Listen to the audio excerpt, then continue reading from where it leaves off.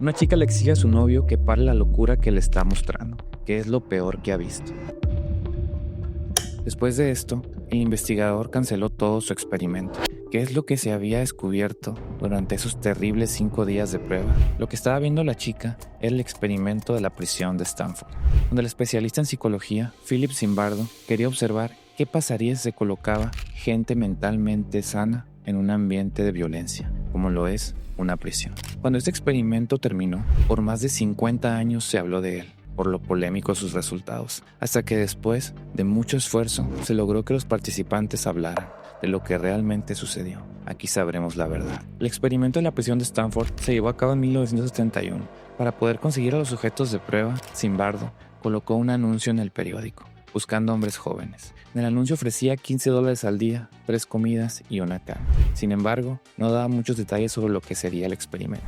Era la mitad del verano, por lo que muchos estudiantes estarían libres de sus clases, por lo que no les caería mal un trabajo de verano por no hacer nada. Y que eso fue lo que llamó tanto la atención a los chicos, ya que aplicaron 125 personas, de los cuales solo eligieron a 25.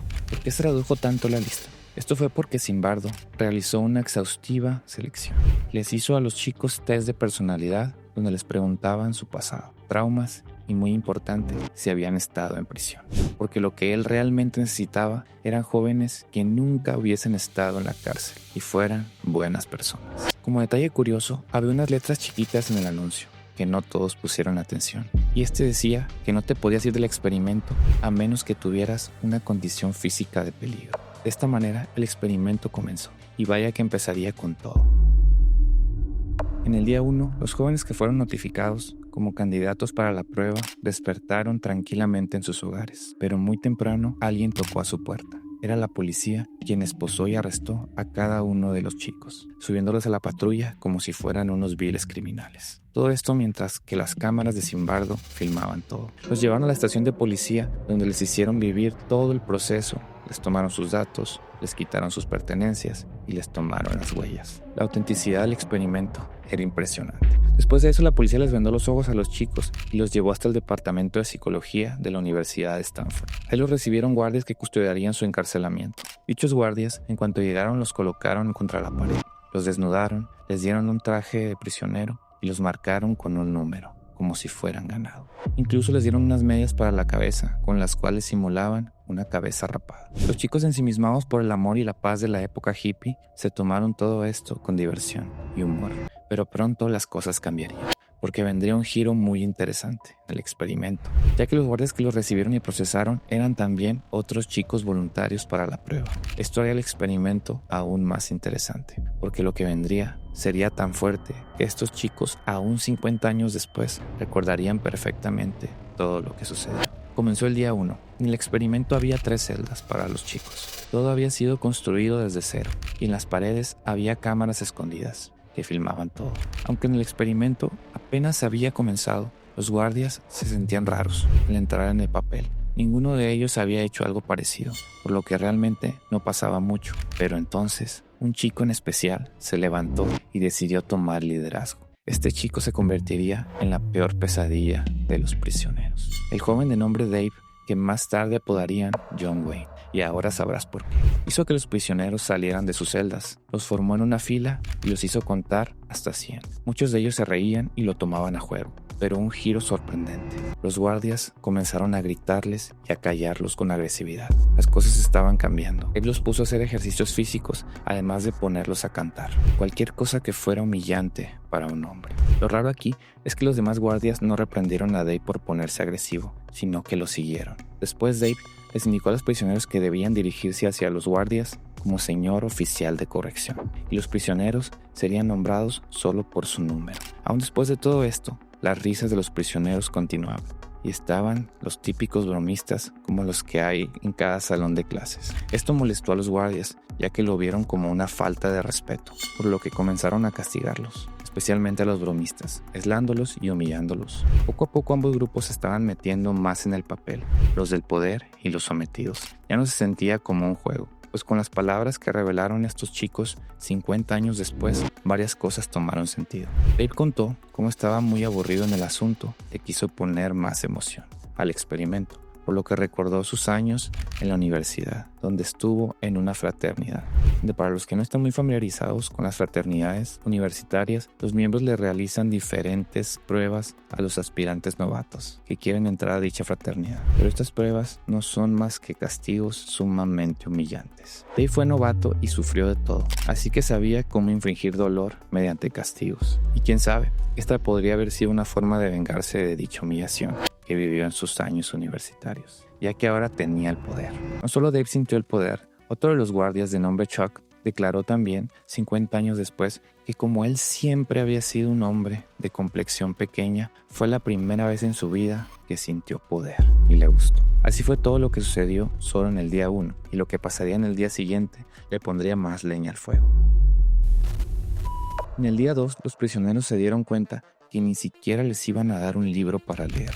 Comenzaron a sentir la presión y preguntarse por qué ni siquiera les darían eso, si a los prisioneros reales, verdaderos criminales, tenían el derecho a uno. Sumado a esto, los guardias continuaban haciendo cosas irritantes, como quitarle las almohadas y los utensilios para comer. No obstante, los prisioneros también entraron en el papel, ya que como no tenían nada que perder, al ser los reos, sintieron una libertad y comenzaron a rebelarse. Por ejemplo, bloquearon las puertas de las celdas con sus camas. Pero esto no hizo más que poner más agresivos a los guardias, que hizo que llegaran a un punto de no retorno.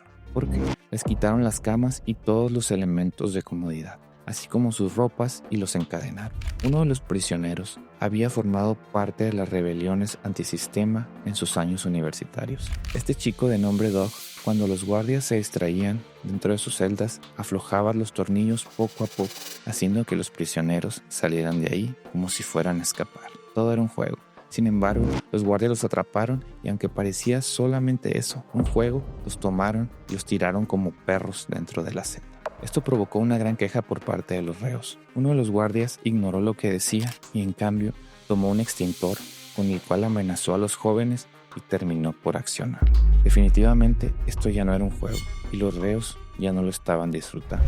Doc sintió que esto era inhumano, por lo que fingió un dolor de estómago para poder irse. Lo llevaron con Zimbardo, quien al ser una persona de gran tamaño imponía con su presencia, cosa que intimidó un poco al chico. Le dijo a Doug que no se podía ir, estaban haciendo historia, y su dolor de estómago no era la razón suficiente para dejarlo ir. Ahí fue cuando Doug sintió el verdadero terror, ya que sintió que no podía dejar el experimento. Lo que pasaría después haría que Zimbardo hiciera historia, como él había predicho. Además de que se hiciera ultra famoso y rico por publicar su teoría psicológica llamada el efecto Lucifer. ¿Qué establece dicha teoría? Y lo más importante, ¿cómo llegó a esta conclusión? Con lo que pasó a continuación lo sabremos.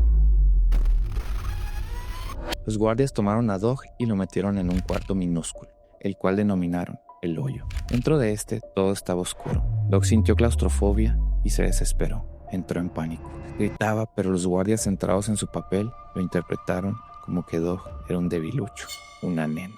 Todo esto ya era demasiado. Al día siguiente la novia de Doug fue por él. Había abandonado el experimento. No había aguantado. Pero en su lugar pusieron a otro muchacho de nombre Clay. Clay pensó que lo habían descartado, pero recibió la llamada por parte de Zimbardo. Este le dijo que si aún le interesaba el trabajo. Clay, por supuesto, fue y le hicieron el mismo proceso para ser un prisionero. Al entrar, el chico notó a todos muy raros. Pareciera que los otros prisioneros ya estaban resignados a su destino. Tenían las caras largas y depresivas. No fue para menos. A Clay lo recibieron con los mismos castigos. Lo despertaban cada 2 horas durante toda la noche mediante ruidos y estruendos, privándolos del sueño. Los pusieron a hacer lagartijas, cantar y más humillaciones. Clay, quien había estado en la marina, ya había seguido un cruel entrenamiento. Incluso lo que estaba viviendo ahí se le hacía más inhumano, por lo que inició una huelga de hambre. Aquí un paréntesis importante. Los guardias podían salir a vivir su vida normal durante el día, a diferencia de los prisioneros que estaban ahí encerrados 24/7. Tenlo en cuenta. En el día 5, los guardias se enojaron bastante por la desobediencia por parte de Clay. Le gritaban en la cara con insultos y le decían cosas extremas como que le meterían las salchichas por el trago. Después de eso también lo pusieron en el hoyo, para luego tratar de poner en contra a los otros prisioneros, diciéndoles que si Clay no comía sus salchichas, a ellos les quitarían sus mantas.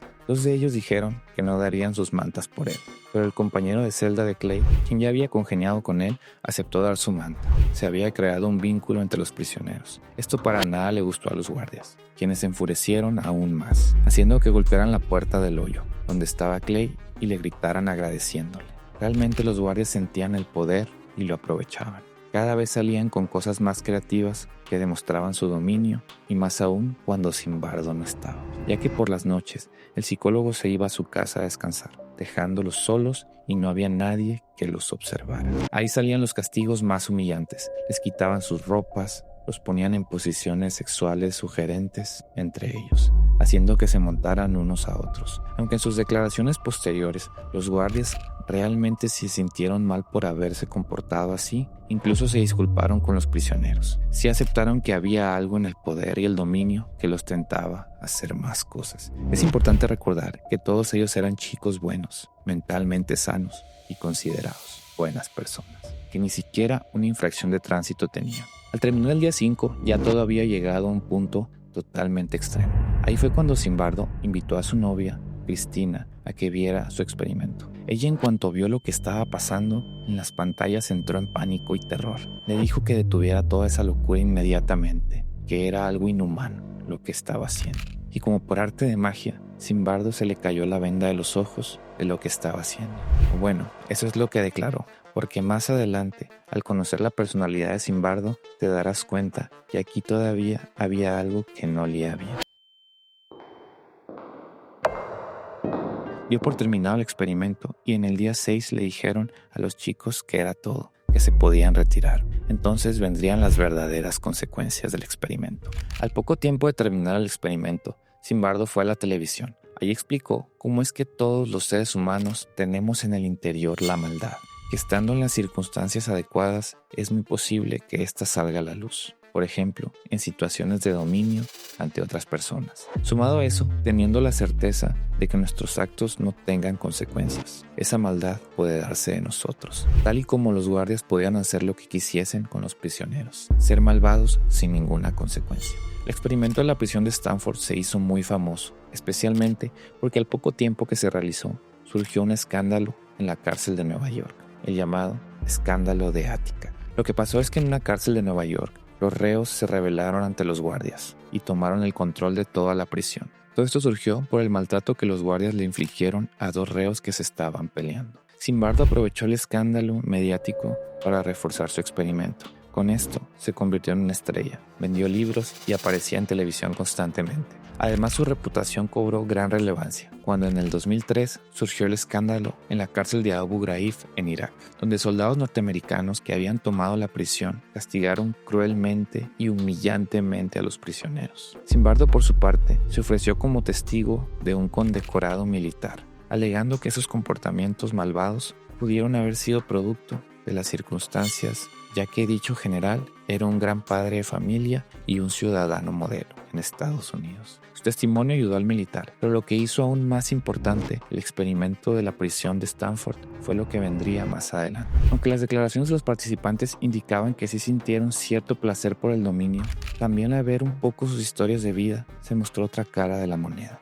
Dave, por su parte, al que recuerdas que te mencioné que llamaron John Wayne por su dureza, había estudiado durante unos años teatro y su maestro de actuación siempre le repetía que no saliera del personaje, por lo que en el experimento lo tomó como eso, una actuación, y entró en el papel de John Wayne. Otro guardia, por su parte, no se había comportado tan mal, incluso empatizaba con los prisioneros y les daba cigarrillos. Además, muchos de ellos declararon que Zimbardo sí les había dado indicaciones concretas sobre qué hacer, pero incluso, aunque eso fuera cierto, ellos decidieron elegir la crueldad. Eso no se puede negar. Sumado a esto, en los años recientes, la BBC replicó el experimento en el 2002 para crear un documental sobre este. Y en dicho experimento se dio totalmente lo contrario. Los guardias se comportaron muy amables con los prisioneros y viceversa, aunque sí hubo ciertos conflictos, aunque nada grave. Pero aquí había un detalle interesante, donde recae la gran diferencia en el experimento de Zimbardo de 1971. En Stanford, el experimento era algo interno de la universidad, no sería algo público, por lo que la gente no se enteraría y por lo tanto no habría consecuencias. En cambio, la réplica del 2002 sí la vería todo mundo, ya que estaba siendo recreado para un documental, por lo que todos los participantes cuidarían su reputación. Ahí está el detalle. Esto lo menciono porque Zimbardo declaró que ese experimento que hizo la BBC no tenía base científica, ya que parecía más un reality show y que los participantes estaban actuando para las cámaras y no siendo ellos mismos. Aunque la cosa no terminaba ahí, muchos académicos y catedráticos de la psicología han acusado a Zimbardo de ser un charlatán, un narcisista que le encanta la atención y que se aprovechó de su pseudo experimento para hacerse famoso y rico, ya que no solo tuvo ventas millonarias con su libro, El efecto Lucifer, sino que también tenía muchas apariciones en televisión. Hasta incluso tuvo su propio programa que hablaba de la ciencia del comportamiento humano para niños. Y si tú lo ves, Zimbardo tiene la pinta de que le encanta la atención y ser una figura pública. Philip Zimbardo defendió su experimento hasta el día de su muerte, en octubre de 2024, diciendo que todos tenemos ese gen malvado que puede explotar en cualquier momento, si las circunstancias se dan. ¿Tú qué crees? Todos nosotros podemos convertirnos en alguien despiadado que disfrute del dolor ajeno, si las circunstancias lo permiten.